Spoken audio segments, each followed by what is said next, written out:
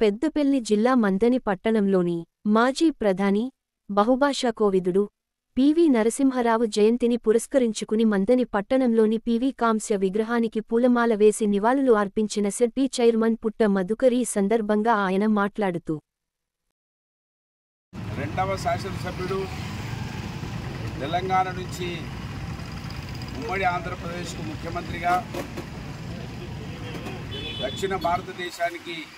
భారతదేశం నుండి మొదటిసారి ప్రధానమంత్రిగా మంత్రిని పేరును ప్రపంచవ్యాప్తంగా వినిపించినటువంటి ఆర్థిక సంస్కరణలు తీసుకొచ్చినటువంటి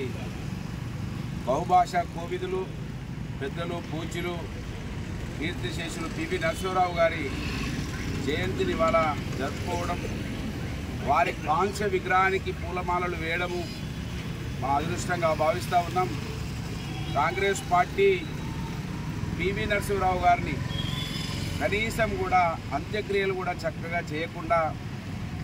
ఆయన శవాన్ని పూర్తిగా కాలకుండా అవమానపరిచినటువంటి కాంగ్రెస్ పార్టీ ఈ నియోజకవర్గంలో పివి నరసింహరావు గారి సామాజిక వర్గం నుంచి పివి నరసింహరావు గారి పేరుతో ఎదిగినటువంటి స్థానిక శాసనసభ్యులు వాళ్ళ కుటుంబం ఆయన కనీసం చిత్రపటాన్ని కూడా ఇక్కడ చూపించకుండా అవమానపరిచినటువంటి చరిత్ర ఇవాళ ఉన్నటువంటి ఎమ్మెల్యే కుటుంబానికి ఉన్న విషయాన్ని ఈ సమాజానికి గుర్తు చేస్తూ, నా బాధ్యత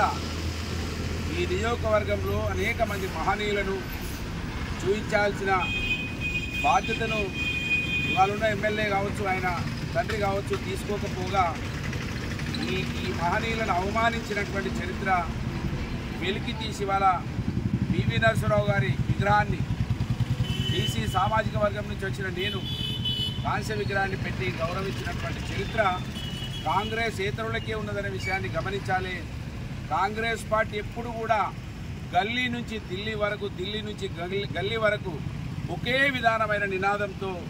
విధానంతో ఉన్నదనే విషయానికి ఇవాళ పివి నరసింహరావు గారి సాక్ష్యమని, ఒక్కడు గాంధీ కుటుంబేతర ప్రధానమంత్రి అయితే వాళ్ళు ఏ విధంగా అవమానపరిచిందో మనం పివి నరసింహరావు ద్వారా చరిత్ర బాగా చదువుకోవాల్సిన అవసరం లేదు. పివి నరసింహరావు గారిని అగౌరవపరిచినటువంటి విషయాన్ని, బాబాసాహెబ్ బిఆర్ అంబేద్కర్ గారిని అవమానపరిచినటువంటి విధానాన్ని చూస్తే మనకు అర్థమవుతుంది. కనుక కాంగ్రెస్ పార్టీ అయితే వాళ్ళే ఉండాలి, ఇంకా వాళ్ళు తప్ప ఎవరు ఉండద్దనే ఒక నినాదంతో పోయింది. కనుక ఇవాళ పివి నరసింహరావు గారి పుణ్యాన ఈ దేశం ఈ విధంగా పరుగులెత్తుతూ ఉన్నదంటే, ఇవాళ మోదీ గారు కూడా గొప్పగా మేము 5వ స్థానం నుంచి 3వ స్థానానికి ఆర్థికంగా ఎదగబోతూ ఉన్నామని చెప్తా ఉన్నాడంటే కారణం ఆ రోజు పివి నరసింహరావు గారు తీసుకొచ్చినటువంటి ఆర్థిక సంస్కరణలు అనే విషయాన్ని మరి చెబుతూ వారికి నివాళులు అర్పించేటువంటి ఒక గొప్ప అవకాశం ఆ రోజు బీఆర్ఎస్ పార్టీ ఎమ్మెల్యేగా గెలవడం వలన, ప్రజలు ఆశించి నన్ను ఒకసారి ఎమ్మెల్యే చేయడం వలన ఇవాళ ఆయన చిత్రపటం ఇక్కడ కనబడుతూ ఉన్నదనే విషయాన్ని గుర్తు చేస్తూ, వారి జయంతిలో పాల్గొన్నటువంటి మా కుటుంబ సభ్యులందరికీ హృదయపూర్వకంగా శుభాకాంక్షలు. జై తెలంగాణ, జోహార్ పివి నరసింహరావు.